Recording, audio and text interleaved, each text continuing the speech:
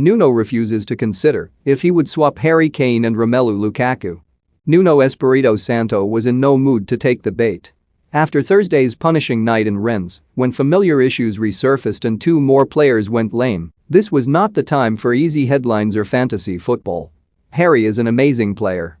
I will only speak about my players, said the Tottenham boss, when quizzed on Sunday's battle between Harry Kane and Romelu Lukaku. But would he swap them if he could? I don't even consider that option, replied Nuno. Because, for me, it doesn't make sense. One for everyone else to ponder then. Try as he might to turn down the noise, Nuno cannot ignore the difference Lukaku has already made to Thomas Tuchel's side. He cannot pretend Kane won't be judged on days like Sunday. The striker's commitment to stay, that two-goal homecoming against Pecos de Ferreira, have long disappeared from the rear-view mirror, replaced by early warning signs and broken bodies. No time for panic stations yet, but what an opportunity for Kane to turn a swelling tide. He has gone 3 Tottenham games without scoring, but more concerning is that his Premier League record this season reads 198 minutes, 2 shots, no goals. Against Crystal Palace, Kane had neither a shot nor a touch in the opposition box in 90 minutes, a first in his top-flight career. Rennes was a similarly fruitless trip, even if Kane's through ball created Spurs' opener in a 2-2 draw. Lukaku, in contrast, has been relentless.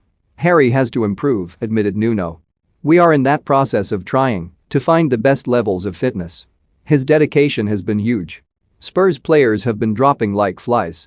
Lucas Moura and Steven Bergwijn limped off in Rennes, Son Heung-min has been out too. Christian Romero, Giovanni Lo Celso and Davinson Sanchez returned from quarantine in Croatia today following international duty and could be thrown straight in. Where would Spurs be had Kane left after all? There were some whispers that the idea of joining Chelsea held some appeal for the England captain.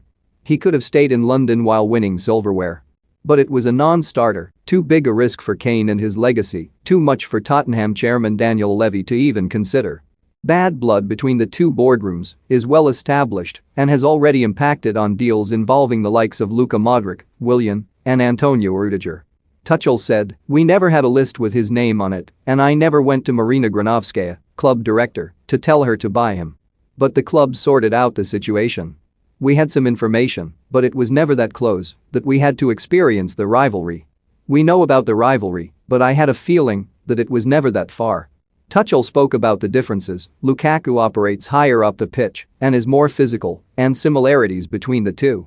These guys are born to score goals, and if they do not score they are not happy, he said. I am pretty sure they both started showing this mindset when they started playing football at 5.